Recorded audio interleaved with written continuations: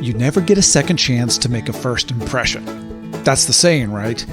Well, what if your first impression is a NASCAR driver named Sparky? It conjures race car beds and checkered flags and small, scrawny men. Well, that's how Bob Holly came into the WWF as Thurman Sparky Plug. Yes, he eventually became hardcore, but was his run always hampered by that initial gimmick? What's his true ceiling in wrestling? We figure it all out on today's show.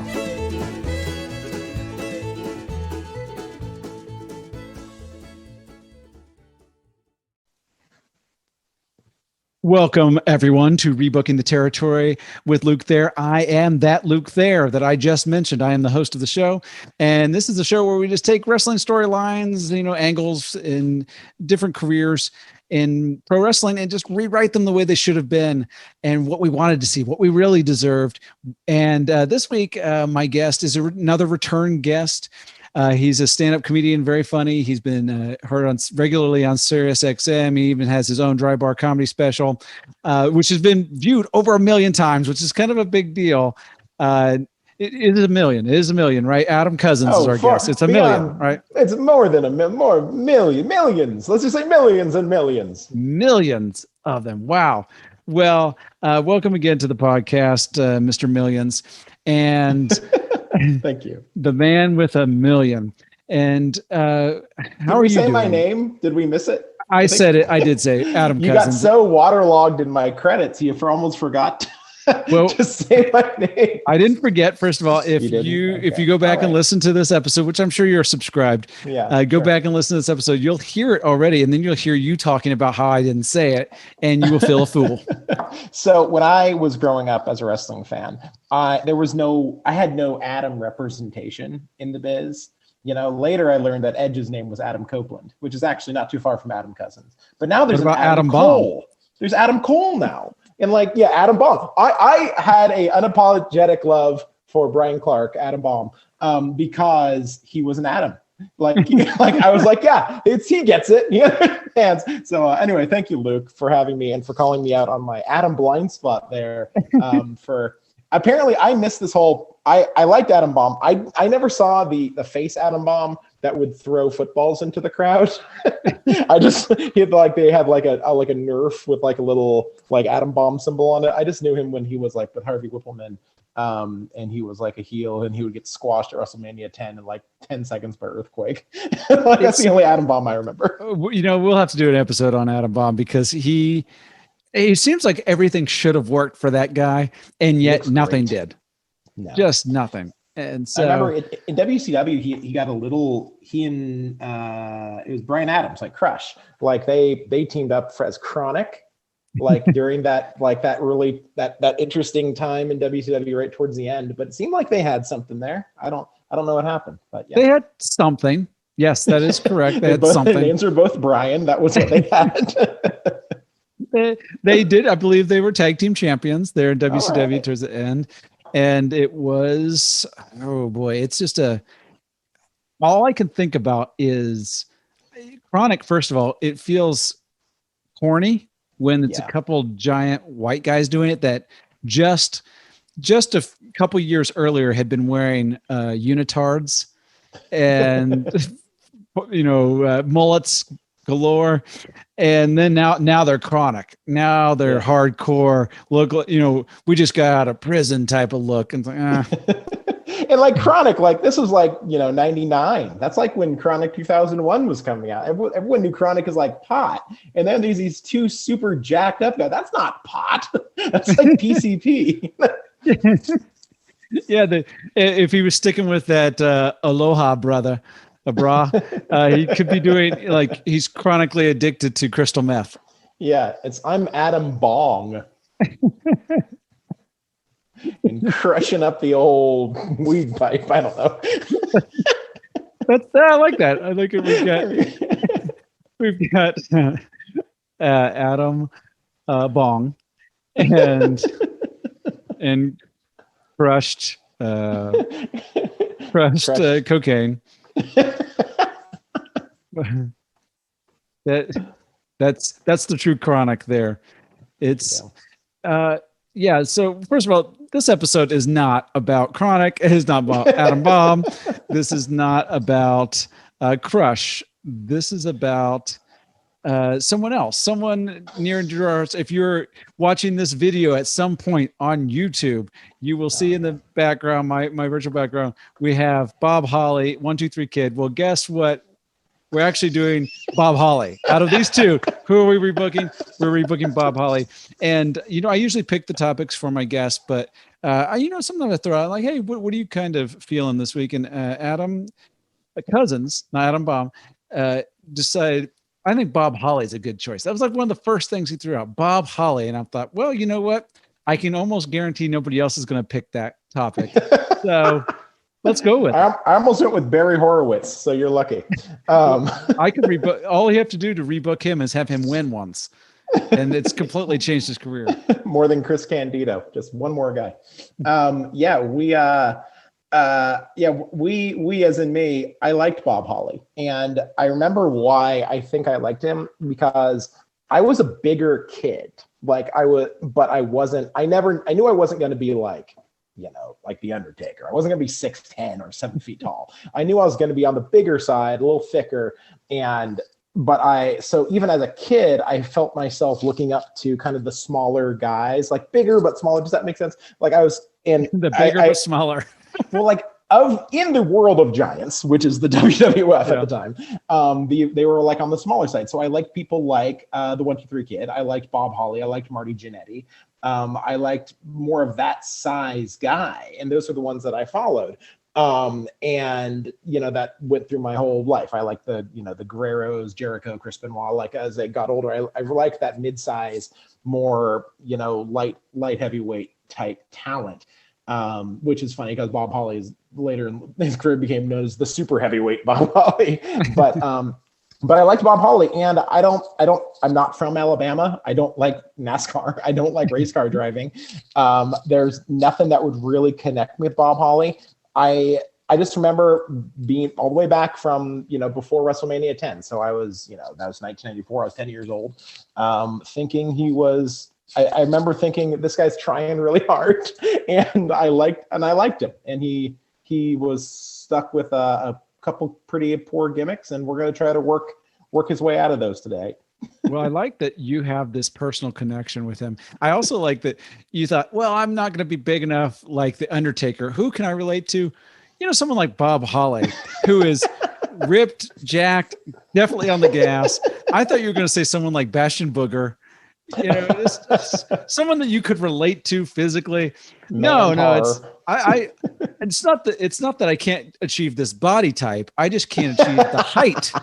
There's nothing I can do about height, but I could definitely get ripped and jacked just like this guy. What's funny is until honestly, I later in the 90s, or even looking back at clips now, I never would have looked at Bob Holly and thought that guy's jacked. Because he was still a smaller guy, in stature. And so I wasn't looking at oh, this guy's got a million muscles and triceps and everything, and his shoulders are blah, blah. But I just was like, oh, this, he's a little guy. He's flying off the top rope. He's tiny. But no, he's actually in quite phenomenal shape. Quite phenomenal. So he's also 6 feet tall. Yeah. Which, how tall are you, Adam? 6'2". Okay. So we're the same height. Not quite exactly the same body type, but we're same height, same in there. Mm-hmm. And, this is a kind of a side note, but your father was a basketball player. Yeah. And how tall is he? He is 6'7". Okay. So yeah. But my mom's 5'1", so I knew at a young age I was never going to be 6'7". Yeah. So I was trying to split the difference. you came close to doing that. I did. It was pretty close. Yeah. 5'1" and 6'7". Wow. I know, right? I imagine at some point people thought that it was his child.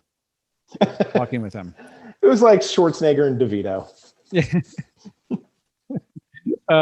Do not tell your mom that, by the way. You compared her to Danny DeVito in Twins. all of the parts of Arnold Schwarzenegger that were cast off and made into another human being. That's you, Mom. Is that the plot of Twins? Basically.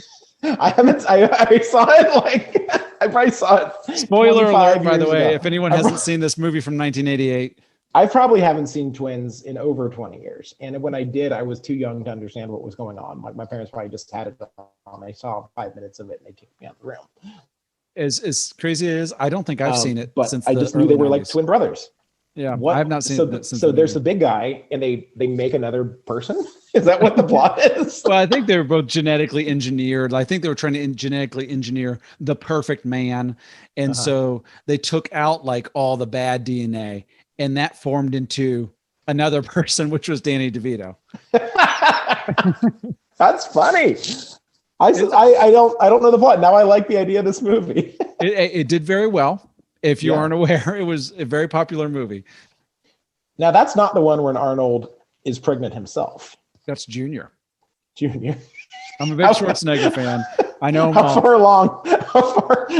along after Twins is Junior? Is that like probably 92? I want to say. I bet Junior was somewhere 96, 97. Well, this is going to be good because I'm actually going to tie Schwarzenegger into the Bob Holly plot later in this episode. So are you? You map this out. Throwback. We're not talking about Eraser. We're not going for that. We're not talking about Last Action Hero today. But we do have a little Schwarzenegger to talk about. Yeah. Well, before I get corrected on Twitter, Junior came out in 94. And it also was an Ivan Reitman film. It had Danny DeVito and Arnold Schwarzenegger. So I actually never saw that one. Yeah, they kind of came back. This time Danny DeVito's character impregnates Arnold Schwarzenegger. I don't know if that's true, but that. And then it's like when Tom Hanks, one normal person. It's like Tom Hanks and Meg Ryan with like Sleepless in Seattle and You've Got Mail. Like they reunite every like 8 or 10 years for another beautiful comedy. Yeah, beautiful, like similar dynamics comedy. Yeah, hey, look, it's show business. You got to make that money. Hey. So we are talking Bob Holly today. We're talking about as we're going to bring up many times today. I feel like talking Bob Holly. We're going to have some tangents today. I feel like on this episode we're going to be like, and let's talk about someone that's not Bob Holly for another 5 minutes, and then come back to Bob Holly. So speaking of which, I do have a question about your background for those who are able to check it out on YouTube. There is a picture of the 1-2-3 Kid and Bob Holly behind Luke that looks. I'm going to guess. That might be the 95 Rumble in San Antonio. Kind of looks like a Texas flair to it. But who's between them? There's somebody in the photo between you. There's like a lady. I don't know who that is. Just looking at it, it kind of looks like one of the Hart family. Oh. But I don't know that to be true. Like Martha? It kind of looks like one of the female Harts. And I don't know which one. And it might not be. But there's always one of those Hearts popping up in the mid 90s where you're like, who's this guy and who's that gal? It's like, oh yeah, that's Bruce. That's Bruce Hart. Don't they have a brother whose first name is Smith? Yeah. Yeah, there's a in the family. I think there's a first name Smith and a last name Smith, and so. It's a very weird family. Let's be honest. I love them. I love the Harts. It really is. Oh, big fan. They're no Von Erichs, but they're a good. They are not the Von Erichs. They are. And they're not the Hollies, which there's 3 in professional wrestling of storyline based only, of course. Not. Yeah, of course. It's so, gosh, usually I try to take some time before we get into the rebooking, just kind of talk. But I almost want to just start right away with the name Sparky, Thurman Sparky Plug. How do you feel about that? That's how he was kind of introduced to WWF. Now it's bad, but I think Bob Holly's a bad name too. I don't think it got better. No, it didn't. Thurman Sparky Plug. I think they dropped the Thurman not terribly long after. He just went by Sparky Plug for a while, and then became Bob Spark Plug Holly. And of course, no explanation ever given. Just every once in a while, just switching the name, because that's something we all do in our lives. Just switching. They didn't switch the outfit, didn't switch the look, just switched his name out of nowhere. But again, to your point, I don't think anyone really cared at the time. It wasn't like no one was calling up the Stamford headquarters being like, my son's Bob Thurman Sparky Plug t-shirt is now worthless because you switched his name on him. First of all, it wouldn't be a t-shirt with him. It would probably be some sort of racing jacket. Yeah, like a checkered flag that you could a pit crew outfit. Oh, that's some good merch ideas that we don't have. So here's what I think we need to do. So here's what I'm thinking for Thurman. Is we don't change anything for a couple years. I think he needs to take this journey where from his entrance in. Sorry, I'm laughing out loud and at length at that statement. By the way, the Rebooking the Territory podcast has turned into let's change nothing about a guy that had a terrible run. No. We will change a lot out of him. But from when he really gets into the WWF in 94, I think he needs, in order for these changes to make any difference whatsoever, I think he needs to kind of have the similar trajectory where he was supposed to be on WrestleMania 10. He was in that 10-man tag that got cut because the ladder match went long. But he wasn't nobody. Like, he wasn't like winning matches, but this was the era where they had enhancement guys like all the time. Like on like. By the way, I like the way you phrased that. He wasn't nobody. I mean, he wasn't winning any matches, but he wasn't nobody. I mean, he wasn't winning like titles left and right, but he was somebody. He was that somebody losing to everybody, and you need that somebody. I think this is a revisionist history on Bob Holly though, or Thurman, because like he was winning at the time. This was like, that like the syndicated shows with like Challenge, because he wasn't like on Raw. Like Raw was like an hour at the time. He wasn't on Raw, but like he was on like Superstars. He was on Challenge, and like so they had local guys that he was beating. He was winning matches on a fairly regular basis. Maybe not against anybody important, but he was winning from time to time.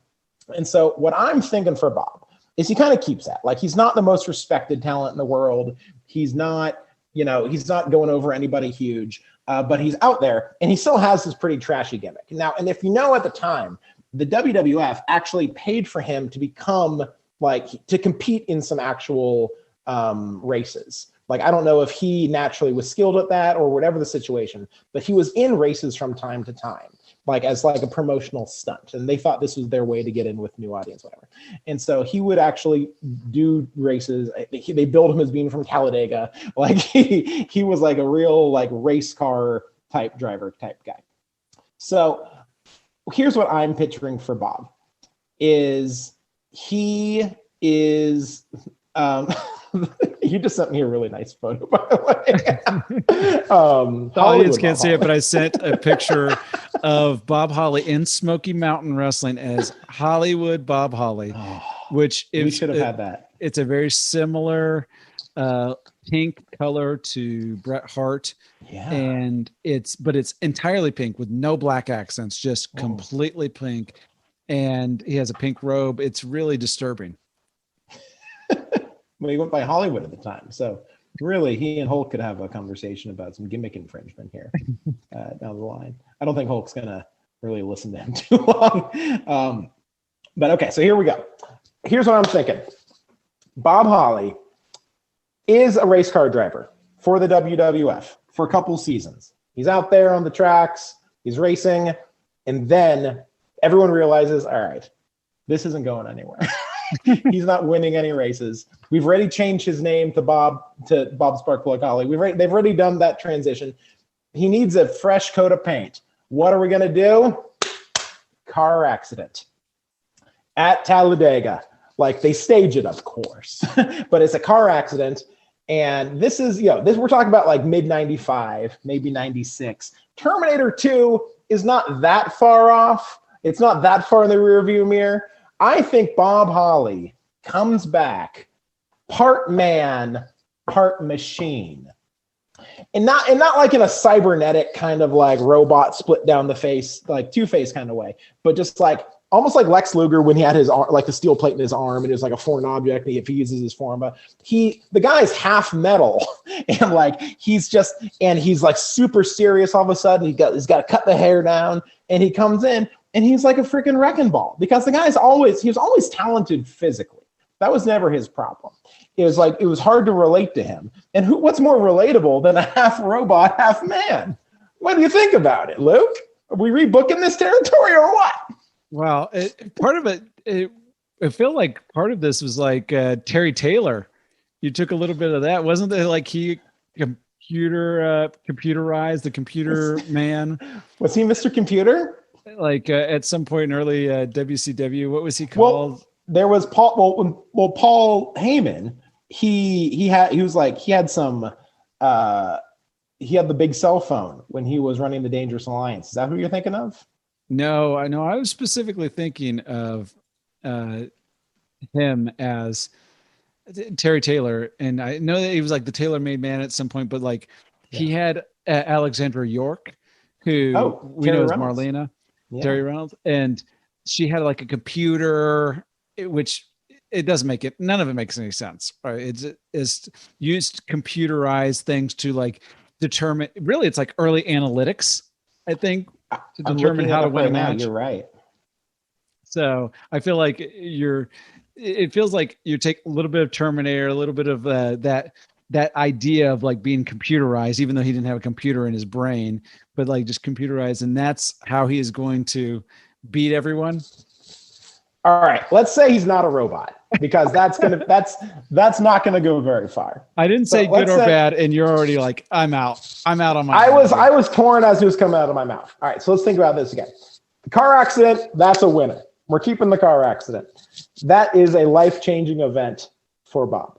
He gets in this car accident, and I think he comes out of it, and he's almost the prototype for what's going to be the next, 10 years of the WWF, WWE. A little more serious. He's had this accident. He had a wake-up call. He had a come to Jesus conversation with himself. He's like, I'm not wearing a checkered race car outfit. I'm here to win, baby. And then Serious Bob Holly comes in. Maybe we're not going to call him Serious Bob Holly, but he doesn't need a nickname. No nicknames. Bob Holly comes back. He's wearing ties. He's still jacked. His all get up. He's got a couple scars on him from that accident. Maybe he's got like half his face burnt. Would that be kind of cool? That'd be kind of cool. Maybe like half his hair gets burnt off, like in the accident. And he comes back and he's like, no gimmicks, like an early incarnation of like that Lance Storm, no gimmicks necessary type guy. Just like, I'm here. I'm all business. And he just starts walloping dudes.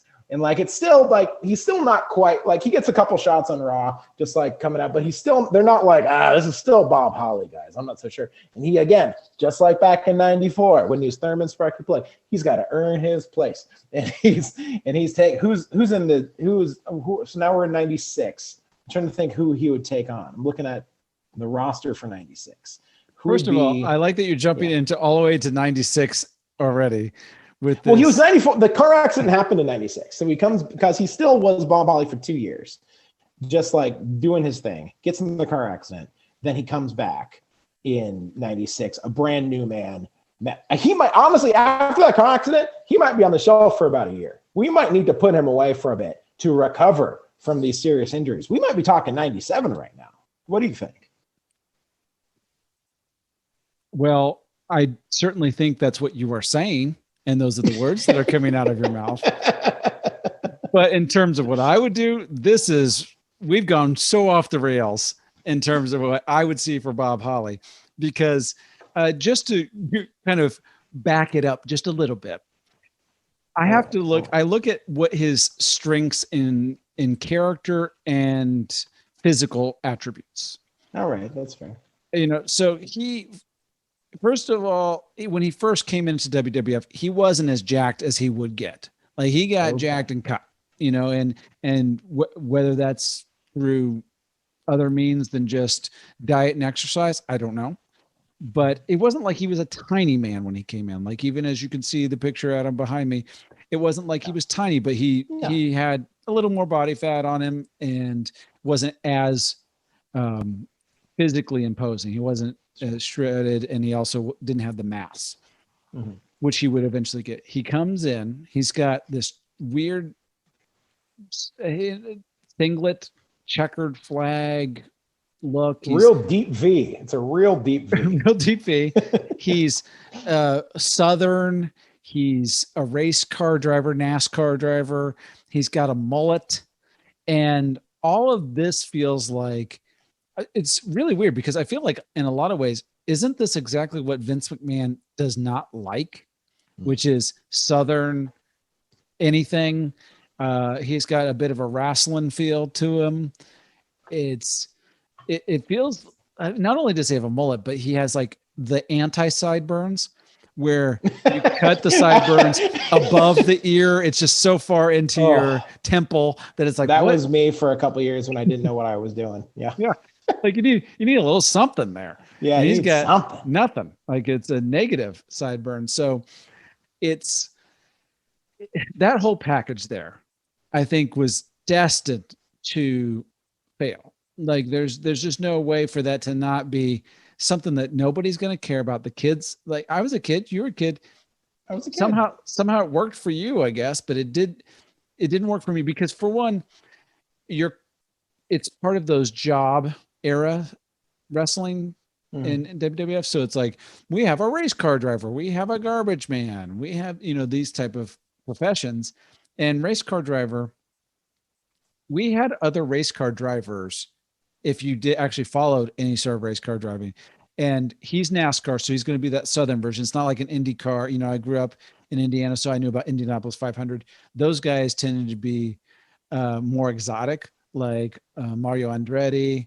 You have French guys, you have Italian guys, a lot of European racers. Not with the Southern. It was not exotic, and it was not worldwide. It was just like you've got who would at this time would have been Jeff Gordon, would have been coming on the scene about that time. Well, even like a Kyle Petty or something. He wasn't like, from overseas, but he had a unique look to him. Like Richard Petty, if you think about Richard Petty. Oh yeah, Richard Petty, yeah. Kyle Petty also had a kind of a Frank Zappa type of look, but Richard Petty, it's a cowboy hat, shades, mustache, kind of a withered looking man, even when he was young. Like he wasn't, no muscle, but also no weight on him. So he was really looked like Jimmy Hart, if we're being honest. Yeah, like very much so. Like the mouth of the South, by the way. So there is that Southern connection, and very tanned, leathery looking. Yeah. And so that is a very unique type of character. And then Bob Holly is a caricature of a race car paint job. Like he's not even what a race car driver would look or be like. It's just like we take what some kids' sheets could look like with checkered flags and cars and bright colors. And then that's your look. That's what you're going to go to the ring. Your gear is going to look like. And then I guess look Southern from the neck up. So, have a mullet. His hair was starting to go a little bit. So I think that, if it was too thick for the amount of hair he had on his head, like it makes it stand out. Whereas when he cut it down short, made it bleach blonde, it looked perfect. Especially, got rid of like the singlet. He's doing much more just pants or, trunks. And he looks much more imposing. So I like that hardcore Holly look. But I don't want that name. Like, it's like I was saying before, Thurman Sparky Plug is a terrible name. Yeah. It's not good. And it's weird that they even had any sort of vignettes or they put any money into this at all, because it feels like a guy that would show up and they would go on a Superstars taping and have, we're going to have Shawn Michaels go against Thurman Sparky Plug. And, he'd just be a guy that didn't even have an entrance. He's just in the ring. Those guys that were just in the ring already. With the two fists up. 30 seconds in, they're done, And so it feels like it's all set up for that, but then they're doing vignettes. They want him. They're kind of pushing him a little bit. He's got Intercontinental Championship matches. I don't think he won it as Thurman Sparky Plug. He did end up winning tag team championships with 1-2-3 Kid, I believe. Yeah. I think at this Royal Rumble, but it just all feels like cartoonish in a weird way. Cause it's not even like Undertaker's cartoonish in some ways, but he's a person. He's like an entity, really. You can't say that about Thurman Plug. So the fact that you went on and you have him doing this for 2 years of his career, if he's not ready for the prime time already, then let him stay in Smoky Mountain for another year, or go down to WCW and do some stuff there, and kind of come back like the way that you would see Scott Hall doing the Diamond Stud thing there, and then coming over and doing Razor Ramon. Do something like that. Then if he's not ready, for that thing, because just giving him this gimmick, I think it's kind of stuck with him his entire career. So that's what worries me about you keeping him, is that can he ever fully shake this image and become a top guy if that's how he's presented? But that's what I always thought, like that, like in his natural real life trajectory, it went from race car driver, briefly was part of Jim Cornette's kind of NWA, bringing in as part of like the New Midnight Express, then became Job Squad because they thought of him as an undercard guy, like as a job. And then he was the pissed off guy because he's like, I've been jobbing my whole career. Like I've never just like beating nobodies. But I'm not that bad. It's time for some recognition. Like I felt like that was his whole character. It's like, all right, I'm legit. Like I'm not. No one's gonna say I'm Bret Hart. No one's gonna say I'm Brock Lesnar. But like I'm okay. I thought that was what Hardcore Holly really was trying to be. It's like, all right, enough of this crap. I'm actually somebody, and that's what I want to get to that sooner. But I don't think people are going to. I think he needs. I think he needs to be seen as that. He needs to have a journey of some kind where people do kind of look down on him and say like, I don't know about this guy. So he can have something to like bounce back from. Like I don't think he, as much as I love Bob Holly, and as I've asked to do him on the show here, I don't know if his skill set by itself is going to be enough to make him that superstar without having some kind of underdog fighting up or having some life-changing experience type kind of guy. He needs a little help. Well, I agree. That I can agree on. He needs a little help with this because I feel like in this era, especially him coming in at 94, it's almost just too early because 94 is downtime in WWF. It's like, oh, we got the new generation. Everything's kind of a version of a neon color. It's we've got our champion. The top card is going to be this mixture of some really all-time great wrestlers, but we're downsizing them a little bit. So like Bret Hart, Shawn Michaels, those guys are going to be in that top mix. You're still kind of dealing with Yokozuna. He's still around a little bit. We got Adam Bomb. You got Adam Bomb. And first of all, right there, that you don't need anybody else. And if you just do Adam Bomb right, I don't know if you need the footballs being thrown into the audience. So it may be just the wrong time for Bob Holly. So like if he can stay away a little bit, I think I understand you saying he needs a journey. And I agree, everybody needs a journey, but starting him off like this, it's almost like if you were writing his story in sitcom form, it's like when the guy that has nothing going for him, all of a sudden we're going to turn it around. And now he's got the most beautiful girl. It's like, it feels like, yes, you can make that in giant leap. And they do that in movies because it's usually a guy that can't get the ladies that is writing that movie. But it feels a little too far. The bridge is a little too far for me. The canyon to jump over is too far. And so we're going to actually end up falling in the cavern. You're telling me that Bob Holly needs a posse. I'm right there with you. He can't roll. He carries himself as like a lone wolf, but I think he needs a little support system around him. Now, and I've had 3 different ideas for this. Okay. The first one we're not going to go with, but I'm going to run it by you anyway. And I call it the Pit Crew. And these are a faction of some guys who, again, kind of lower level, who Bob Holly just kind of has associating. They're kind of, I would almost call them like Mean Street Posse type. Like they're not wrestlers. They're like a multiple managers who like kind of like the roadie would be. Like Jesse James would have been a great person to be in the Pit Crew, the Road Dogg, pretty early on if he didn't go with Jeff Jarrett. He would have been a great Pit Crew guy.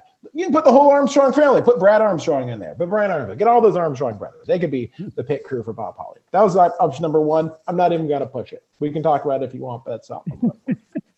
Number 2 is going to be kind of that. We've talked about this on a past podcast. Kind of like Razor Ramon.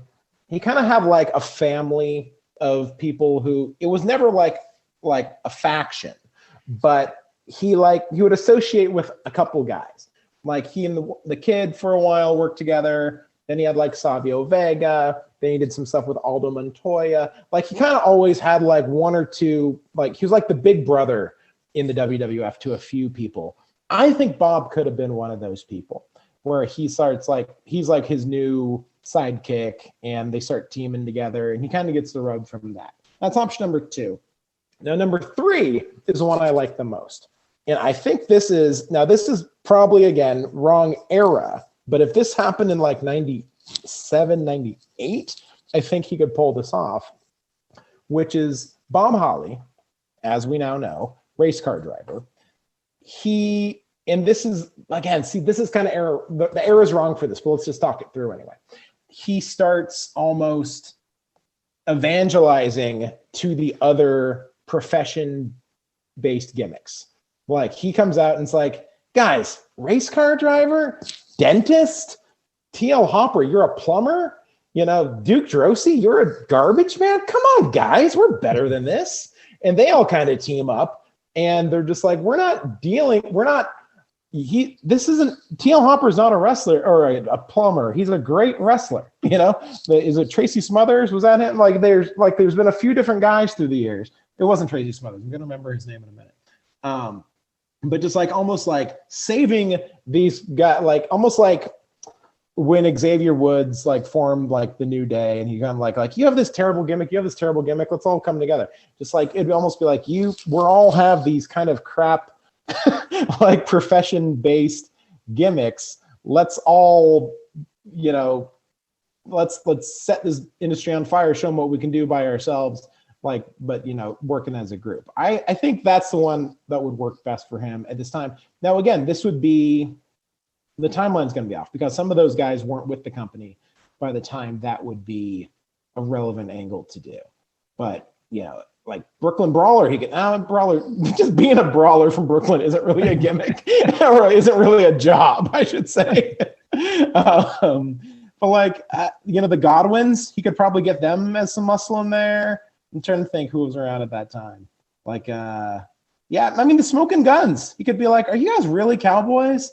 I don't know. The Blackjacks? I don't know. I'm trying to think who would be a good member of that crew. But I like that idea. I like the idea that he's realizing that I'm not a race car driver. You're not I don't know if there's an epiphany where he wakes up one day and realizes he's not a race car driver. Maybe it's the car accident that he was in. It jogged his brain and he realized this isn't who I am. And then he comes back and starts saving all these other wrestlers. It's an idea. I don't know. Are you sure you didn't work on the creative staff in 1994 already? Not that there was anything wrong with what they did. It just was a different era. But that being said, I just started thinking about this. Even if he was going to be a race car driver, why wasn't he called Crash Holly? Yeah, that's a much better name than Sparkplug or Sparky. It's like he should have been Crash because Crash indicates some sort of physical damage, at least capable. Sparky and Sparkplug, none of that makes any And Crash came along long after the race car thing was done. Yeah, right. It's almost like reminding them, like, hey, remember this guy? He used to be a race car driver. Yeah. So, as like I said, I'm almost would like to keep him out because that race car driver gimmick is just, it's one of those where it really, honestly, just to give credit where credit's due, Bob Holly made a pretty darn good career out of that race car gimmick, not just itself, but being able to transform himself and have 15 years or whatever it was in the WWE and slash WWF, because he a lot of guys wouldn't necessarily make that transformation or push to stick around. And even if I'm going to be the last guy on the card, I'm, and the payroll, I'm going to give it my all. I'm going to put something in. I'm going to try to like change this up or do something. He did to Spark Plug that maybe Terry Taylor didn't do to the Red Rooster. And not that Red Rooster's a good gimmick. It's not. But Bob Holly never seemed to hate what he was doing the entire time and have it shown on his face. Like, I hate this. And why am I doing this? And so so knowing that about him, I feel like, man, he could almost, there's a similar type of transformation that happens in wrestling on a much bigger scale, but Scott Steiner goes from the mullet guy to having the bleach blonde hair, showing off the muscles.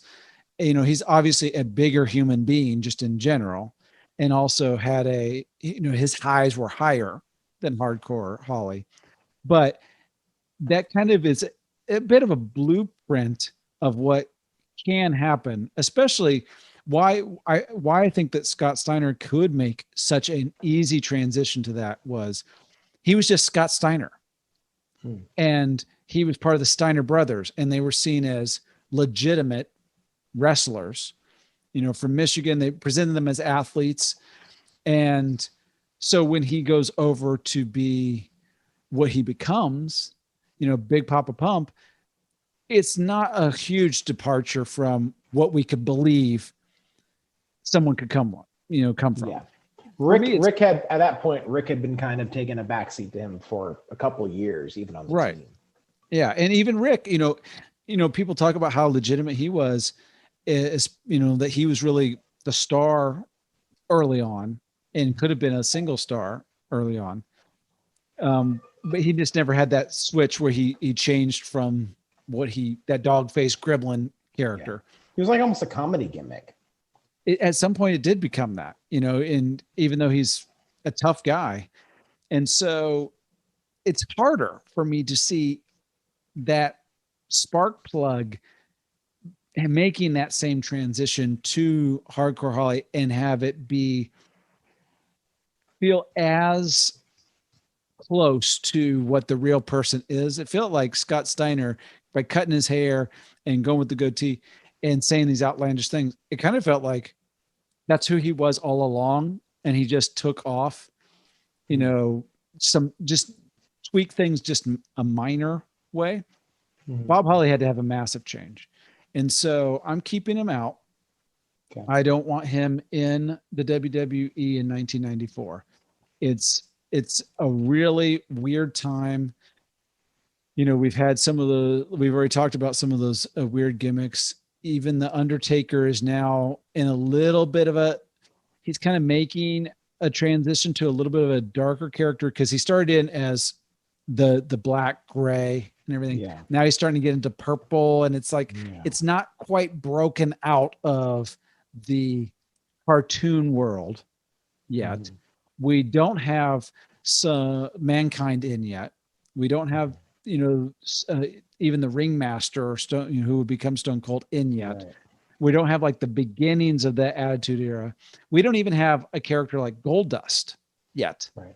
And Razor Ramon is there, but there's just some elements that I think that if we take 1 year off and then we go to 1995, So he just stays in Smoky Mountain until it ends.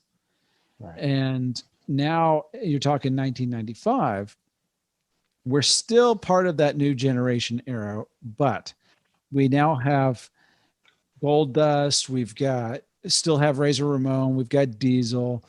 We've got some of the holdovers, like maybe there's an IRS still sneaking in there, but we'll have like Sid Vicious. We'll have Shawn Michaels. We've got, the 1, 2, 3 Kid is in there, but he's more established than he was even in 94. Mm-hmm. And Bret Hart and Shawn Michaels are now getting to that top of the card. Hunter Hearst Helmsley is going to be coming in. So I feel like if we push him to 95, even better if we could go to 96, but Smoky Mountain didn't last that long. And where's he going to go? WCW is still a little bit cartoonish at this point too. So it's not like it would have provided him much more there, but I want something that is similar to maybe even like a Scott Steiner or something where it's like, you're a legitimate athlete. Okay. I like this. You're somebody who maybe it's just a bar fighter, somebody who it's not about a profession, because even NASCAR race car drivers in real life are really small people. Usually they just kind of need to be, especially IndyCar drivers, but even NASCAR drivers, Jeff Gordon's a small human being, and that's who would have been like very popular at this time. So it doesn't indicate like, hey, this guy's going to be tough and he's going to beat you up. Yeah. So instead he's more of a bar fighter. He can still have the mullet even.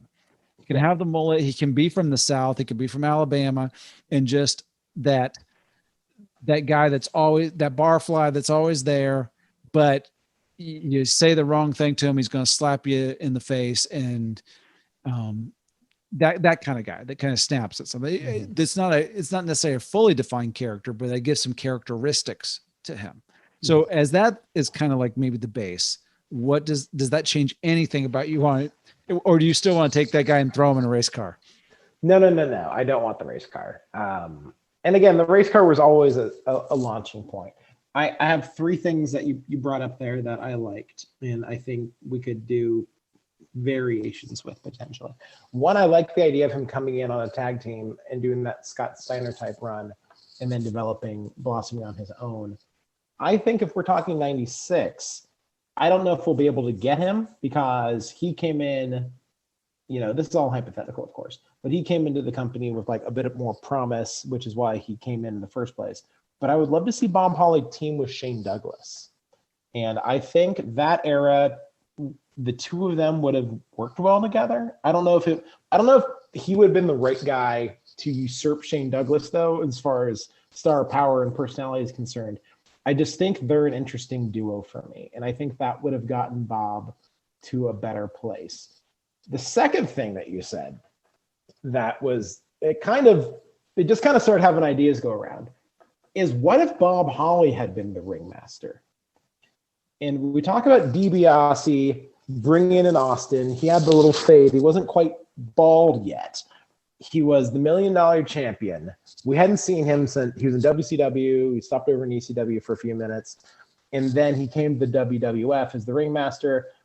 Obviously, everyone knows what happened after that. He hung out with him for a while. But what if that had been Bob Holly and he was almost like Mr. Wrestling? Because that's what I consider the ringmaster. Just like technical god, just great, skilled wrestler, which I don't know if we'd call Bob Holly, but the ringmaster didn't need to be that. It was just really the idea, like, oh, this guy is wrestling, And, Steve Austin obviously was fantastic, but he didn't need to be. It wasn't like they were putting on clinics every night he wrestled against Savio Vega in a Caribbean strap match or something. But Bob Holly, I feel like could have filled that role and that would have been very interesting to see. But again, we don't look fondly back upon the ringmaster. We look fondly upon what Steve Austin did post ringmaster. So I don't know if that's going to get him where he is either, or where I want him to get to. But I think it'd be an interesting choice if that's how they would have gone with things. Because getting DiBiase I love DiBiase. He's probably going to be if I'm ever putting together a personal Mount Rushmore, he's on it. But I don't know if at that point he really had the pull to make a talent like that. Like this was years after he had his $1 million corporation, and he was just this kind of like a one-off thing, if I recall. He didn't really have a stable at the time. It's just like, and here's my new $1 million champion, the Ringmaster, Steve Austin. So I don't know if it would have done much for Bob. I almost feel like that's what they did for him with the Midnight Express. Just like, hey, now I'm with Jim Cornette, and I got a tag team partner in Bart Gunn. But that would have been fun. But I like the idea of him just being angry Bob, bar fight Bob Holly. It's kind of like what I just like. Yeah, it's almost like what the APA ended up being. Like if he was the Bradshaw role in that APA. Like that would have been an interesting place for him to be. Just tough, just like, because that's the stories you hear about him on like different podcasts and stuff. Is like he never really went over, never won the big belts or anything, but he was the guy who he stood up to like the clique. Like he's like, stop messing with me, and they stood down. Like they were afraid of Bob Holly. Like I would love to have seen that on TV. Like that would have been interesting for me if he had been Bradshaw in the APA, him and Farouk. I think he could have had a similar trajectory to Bradshaw, honestly. I think after APA broke up, he could have been like a long-term cigar smoking world champion. Yeah, there's a couple of things that you said that I like, because the Ringmaster idea is very interesting, because it is a way to get him in. It's like, the thing is like that feels a little more polished than what I was picturing with him, because Steve Austin's Texan, and they didn't have him talking, so it was kind of like, let's just hide this, because he'd just been the Hollywood Blondes, a couple years ago, and so we'll just hide the fact that he's from Texas, and not have him talk, not have him speak, not have him use that accent, which end up selling them a lot of merchandise just a couple years later. Yeah. But yeah, bar fight Bob Holly. There's a little bit of a ring to that. I kind of like the name that you gave him there. And so that transition, because I could see him being maybe, this is still going to be a little family friendly. So it's not like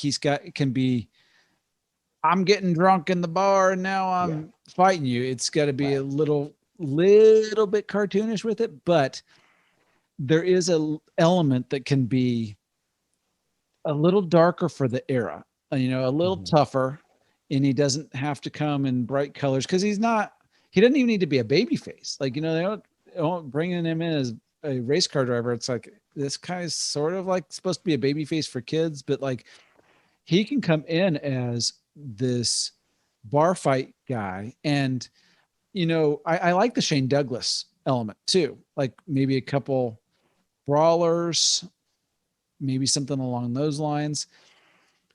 And, Shane Douglas doesn't have, they went the opposite way with him, that with Shane Douglas being like Dean Douglas, and you're super smart. Kind of prettied him up a little bit. Yeah. You're the one guy here that went to college or something like that. So you must be the smartest man in the world. And so it's, it would be different for him at that time to be kind of a tough guy, because certainly the ECW version of him would have fit perfectly with a Bob Holly, bar fight Bob Holly. Yeah. So, which is all we're going to call him from now on. He's now bar fight. And in fact, he doesn't even need the Holly part, Bob Holly, it's just bar fight. And he's, he can come in, he can be a heel to guys, because if you go back, even to that, if we have him coming in 90, 94, 95, but I'll try to push it to 95. There are some people that he can have some matches with, and I'm sure they wanted to have another babyface, but he could have some bar fight matches with someone like Marty Jannetty, the 1-2-3 Kid, kind of in his size grouping. I don't know if they had Mr. Perfect Wrestling at all then, or if he was just doing straight commentary. I think he was out with his back. Yeah. So he would have been somebody. So maybe if he's in 94, I'm not sure if Perfect was still wrestling in 94. But he could go up against some of those body types and occasionally go up against, somebody that's a little bit higher up on the card, so he could have, he's not going to be up against Undertaker because that's not going to work, but maybe a Shawn Michaels, and he's still not going to be beyond the mid card. So he could go up against Davey Boy Smith. He could go up against Crush. He could be going up against Owen Hart on a episode of Raw. That Adam Bomb for those couple months that that was an opportunity. So those are some of the thinking of this being the Raw era too. So it's every Monday night you're going to have some television. He could be going up against these type of folks. Doink the Clown. That's where I'm seeing him at. I want to see an extended program with him and the Supreme Fighting Machine. Now, see that would work.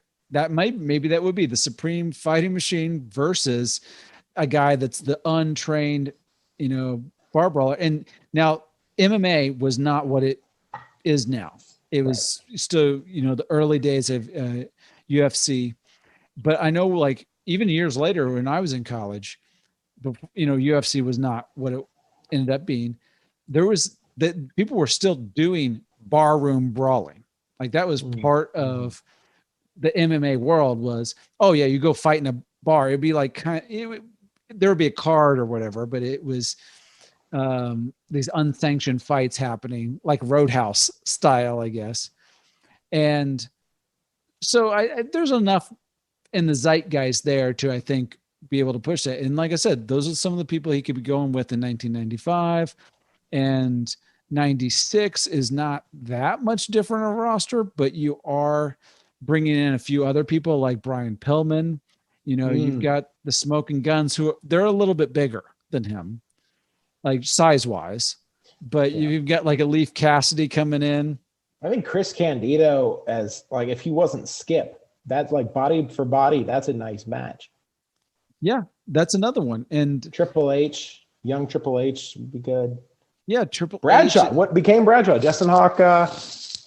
What was he go? Justin Hawk. No, he actually went by Justin Hawk Bradshaw at the very beginning, I believe. Yeah. Yeah. So you've got some of these guys that he can be mid card in, you were saying. It's kind of taking an element of what you were saying before of the story arc of building him up, of being able to come from a different place, so that he can be doing this, and then and also he can tag. He can keep going back to tags here. We can do singles, we can do tag stuff with him. I think it would have helped Shane Douglas to have been in a tag like that instead of being a Dean Douglas. So he probably could have stayed around for a couple of years. They can kind of go back and forth a little bit there. But really where that change into the hardcore character is going to come 97, 98, now that we have Mick Foley in the company, now that we've got ECW having done so well, and now we know that we've got Chainsaw Charlie's, we've got a few of these other characters that are pushing it a little bit into the hardcore era. Vader comes in, and so now he can shave his head and he can be that tough guy, and that's not that huge leap. Therefore, I think he can go higher up on the card because he's not making that gigantic leap from the very bottom. Because he took from the very bottom to the middle, which is a pretty big leap. Now we're going to go from middle to top. I like all of that. Do you think there's any room for him to also be an early hired gun type guy, as Bar Fight Bob? Could he be a backup to a top guy? Could he, when there's a little heel who's trying to gun for the belt, could he be their bodyguard, or an APA, or the Shield, just someone who will take money for whatever? It's I'll back you up. I don't care. Good guy, bad guy, doesn't matter. I'm Bar Fight Bob Holland. Just use this, buy myself some drinks at the end of the night, and I'm going to slap whoever needs to get slapped. I feel that could be a way for him to get even a little bit higher up, even just getting the rub from being around main eventers. And it probably wouldn't get him there, but I mean, it worked for Diesel, but obviously that's a kind of different guy than Bob Holly. But, different, but even just a bit taller. But even just being like, if somebody like, I'm trying to think, like, who did I see that he's not a good example. I was going to use Ahmed Johnson, but like I was trying to think of somebody who, because Ahmed his big feuds were like Goldust and like the Nation of Domination. Like neither of them would have been a good pair for Bob Holly. But like somebody some heel who was trying to go after Brett or go after Sean or somebody and just I think he would have been a great bodyguard for Jeff Jarrett, actually. If Jarrett if he was trying to go for like a title run and he needed a little muscle behind him, because the roadie, he was good for like, setting up the mic and check 1, 2 and stuff. But if he just needed like someone on the outside of the ring, I think or Triple H, I think he would have been like early Hunter Hearst Helmsley, bar fight Bob Holly, man. I think that could have been something. That's funny that you said that, because I was just thinking he could have been a great replacement for Road Dogg in DX. Like, I could see, a different version of DX where it's, Billy Gunn, and you've got then Hardcore Holly, if he's being called that by that time, or, Bar Fight. And it brings a little tougher version, because as far as I'm concerned, like Road Dogg, fine, but it always felt like the guy to me that was a little bit out of place. Like we all had those friends or groups, at least saw the groups in high school, where there was always that one person that kind of wasn't like, there's the cool kids, and then there's that one dude that's just with them. Yeah. You can kind of see it like a Christmas Story, where there's Scott Farkas and then there's the guy behind him going, yeah, hit him. Yeah. Like that's kind of felt to me like what Road Dogg was kind of like, oh, here's these, tough guys. And then there's him with the weird hair. And it's like this weird mixture of, you're trying to be hip hop, I guess, at the time, but you're also a little bit goofy.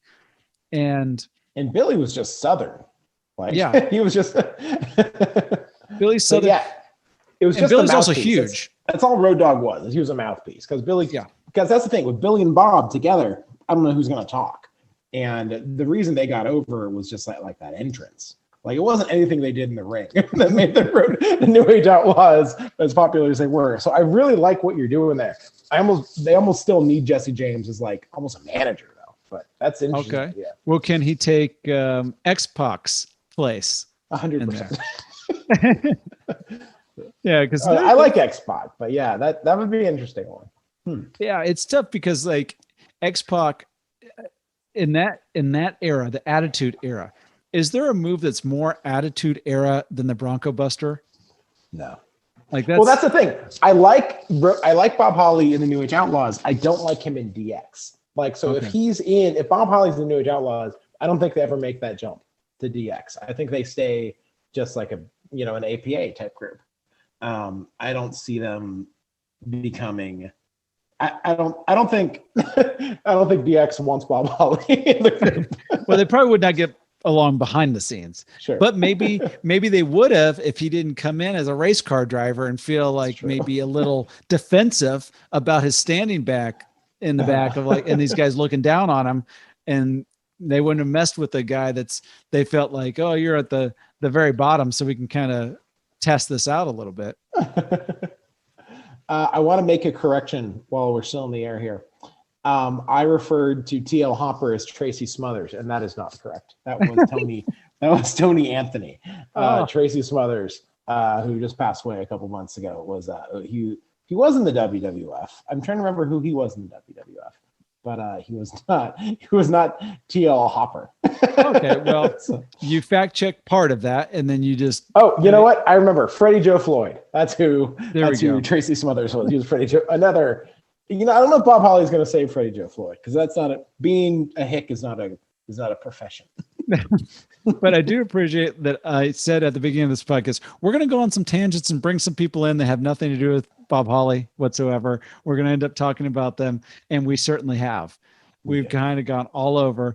Well, let's try to like as glossy as possible, wrap this thing up in a way. Now I'm going to give you my version, and then I'm going to let you give your version of the way things are happening. All right, let's do it. And we're not going to do individual no one's matches. wrong.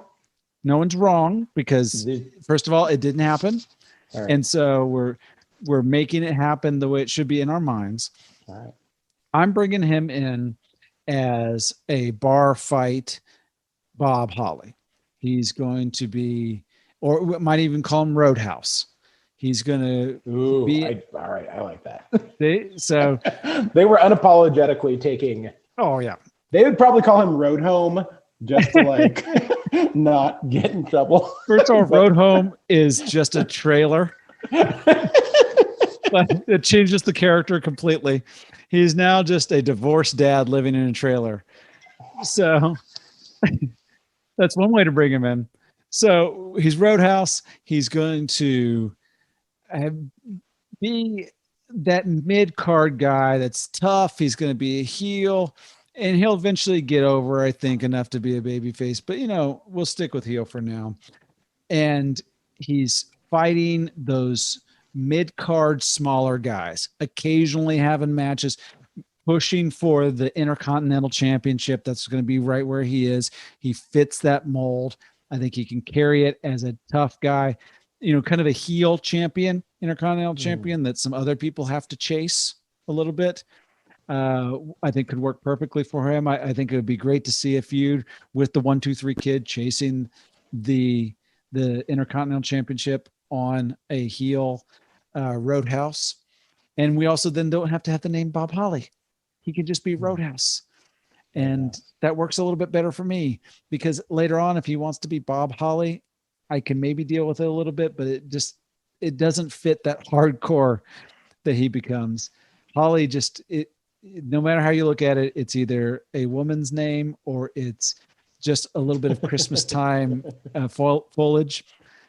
So that brings us into that, all of that, competing for some tag team championships just to keep him on the card, keep him fresh, moving him around a little bit, allows for him to have a bigger jump when this Attitude Era comes along.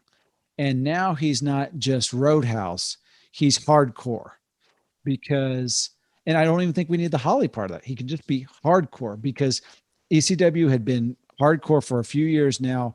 They're bringing in like a hardcore championship. He is just hardcore, and he brings realism to it because that's what he's been for the last few years. Now we've got a guy that's hardcore in an era that they need people to go against, like Steve Austin, Shawn Michaels. Those guys can go up against a heel hardcore, or, early Steve Austin, or, different points, Shawn Michaels. Hardcore can be the baby face, but it gives those guys some extra opponents. Bret Hart can go up against this hardcore guy before he goes to WCW, and just gives another toy in the toy box for those guys to work with, because everything was downsizing a little bit in terms of physique about the top guys. They didn't have to be Diesel anymore. He's gone. So we don't have to have that huge monster guy. And I'm going to put him in DX. I know you don't like that, but I'm going to put him in DX as kind of like the culmination of everything. The kind of, if you can't beat him, recruit him type of thing. So maybe he's been feuding with Hunter Hearst Helmsley, especially that early incarnation of DX. He had some Shawn Michaels stuff going on. So then it becomes recruiting. And now we need your type of fighter in here, because we're smart asses, and we're going to play around. But when you are in the room, nobody's going to take you as a joke. You bring gravitas and some fear to the opponents that, they're riding in on tanks. They're being silly. They're being goofy. They're doing the crotch chop, but he's almost like the China roll, but in a man. Yeah. Serious, not chopping crotches, not being throwing out glow sticks, just tough, standing there showing his newly acquired jacked super cut body and being tough and just being the tough guy in the background a little bit. And obviously they don't have China there at some point because of some issues there with Triple H. He kind of fills that role. So that kind of, to me, kind of encapsulates what his 90s could have been. Obviously he could have even gone into the 2000s with that, but that's I think just taking it's a nice career, just tweaking it just enough that you take away some of the silliness and give him a better foundation to start on. So now it's your turn to give me your version. You can take mine as the base and pick and choose or clean it up a little bit, however you want. All right. He's a race car driver. And he ends a race car driver. And but I'm fast forwarding the car crash because I want the car crash. I think that could be a turning point in any man's life, especially a Bob Holly. Is that when he gets the name Crash Holly? We're not waiting 2 years for this. You've convinced me. That is burying him. He comes in, hey, I'm Sparky. My friends call me Sparky. And then with I almost feel, within a race or two, like very early on into his run. Could be his first race. He gets into a car crash, and then there's vignettes of just him in a hospital bed, just laid out for months and months at a time, like he's in a coma. And people are like, Bob Holly. I don't know if you guys remember Bob Holly. He's a superstar in the WWF. He's been put on the shelf for a while. He's in a coma due to this car accident he had. Send your prayers. So he starts to get this little swell of support as this wrestler, aspiring superstar. Only been in the company a few months, and he's already put on the shelf in a coma due to a car accident. He's there, and they keep him there for a while. Like in reality, he's wearing a mask and he's down in Smoky Mountain doing some wrestling, like really getting his stuff tuned up. But the character was in a hospital, and then the 1 week they come back and they go to shoot him, and the bed's empty. Oh, where is he? And they can't find him anywhere. And then they're like, tune in next week. And so then the next week on Raw, they're in they're backstage. And they do a lot of stuff backstage. They're both pretending. They're doing a backstage segment, and they're in the parking lot, and there's all these cars around. And then an RV pulls up, and then in the door of the RV swings open, and it's slapping side to side, and steps out Bob Holly. He's got his hair cut down. He takes a swig of a Michelob Ultra, throws the can in there, and he starts walking to the ring. He's like, I've been put out. And he's got a little screw loose. The guy, he did a couple barrel rolls. Brain damage. Did a couple barrel rolls in there. He didn't even say a word. He just comes in the ring and goes, he's looking for blood. That's all you need to know. He's a little mad at this company because they put him in that race car in the first place. He wasn't a race car driver.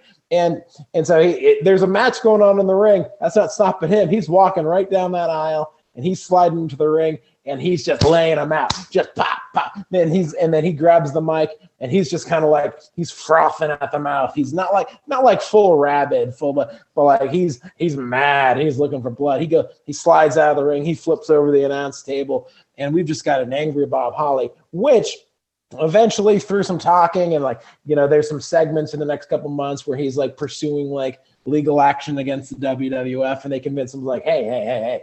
All right, we shouldn't have put you in that race car. We apologize for this, Bob. All right, sorry about this.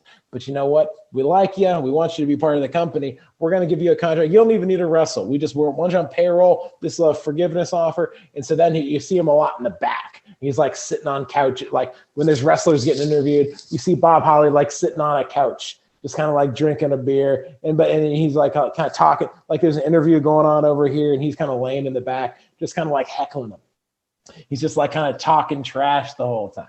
And then eventually someone's like, Bob, you've been sitting back there for a long time. You've been running your mouth for a long time. And I feel bad for what happened to you. I feel bad that you got in that car accident, but you're running your mouth that much. You got to back it up. I challenge you to get in the ring this Sunday at King of the Ring. You and I are going to get it on.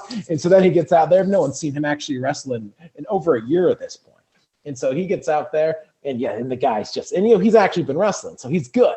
And like he's got a whole new gear going on. His body's tight. It's not even a match. He just gets out there, and I've always loved this idea. And they did it with Big Show a couple of years ago, but I always loved the idea of like a guy who's just got a punch. Like everyone's like, oh yeah, we're wrestling, but someone just like, bomb, just like a one punch knockout kind of guy. And that's what makes the switch to barroom brawl. And that's when he becomes bar, like what do we end up saying, bar fight Bob Holly. And he becomes, and he's now lays him out with a punch, and he becomes bar fight Bob Holly. He drives to the arena in his RV. That's his new thing. He's not race car driver. He's RV. He pulls up in his RV. It's always parked in the dressing room. It's almost like a thing. Like they park out in front of the arenas. So when the fans are showing up, they can take a picture next to the RV. Just like Bob's trashed out RV, and they could hey, I was at a WWF event. Here, look at Bob Holly's RV right here. And it just kind of becomes like, he's never going to get pushed past Intercontinental level, but like he's just like kind of like a fan favorite, like one of those type guys who's just like, he's an everyman. He'll on some random in your house, he might get like a shot like as part of like a mixed tag in the main event, but he's never going to be like the number one guy.